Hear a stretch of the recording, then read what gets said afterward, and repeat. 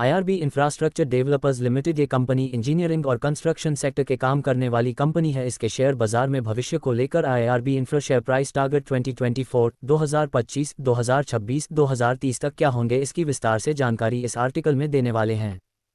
IRB infra share price target 2024।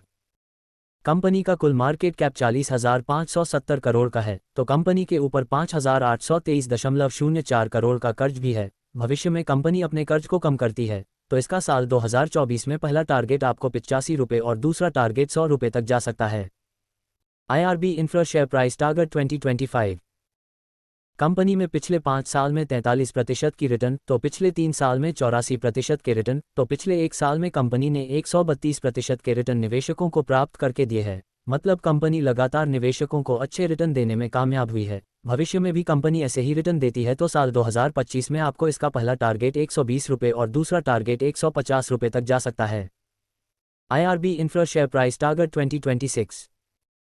Company की promoters की holding 34.39% की वर्तमान में दर्ज है। जिस कंपनी की प्रमोटर्स की होल्डिंग 50% से ऊपर होती है वह अच्छी मानी जाती है। इस कंपनी की कम है लेकिन भविष्य में कंपनी इसमें बढ़ोतरी करती है तो साल 2026 में आपको इसका पहला टारगेट 175 रुपये और दूसरा टारगेट 210 रुपये तक जा सकता है। IRB infra share price target 2030।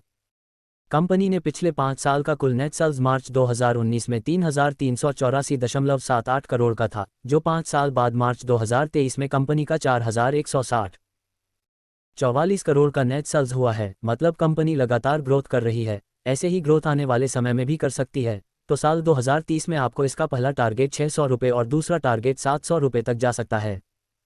IRB infra share की मजबूती। कंपनी के पास 1,678.53 करोड़ की फ्री कैश मौजूद है। कंपनी ने पिछले 1 साल में 132% के रिटर्न प्राप्त करके दिए हैं। आईआरबी इंफ्रा शेयर की कमजोरी। कंपनी के ऊपर 5,830.04 करोड़ का कर्ज है। कंपनी की प्रमोटर्स की होल्डिंग 34.39% की दर्ज है।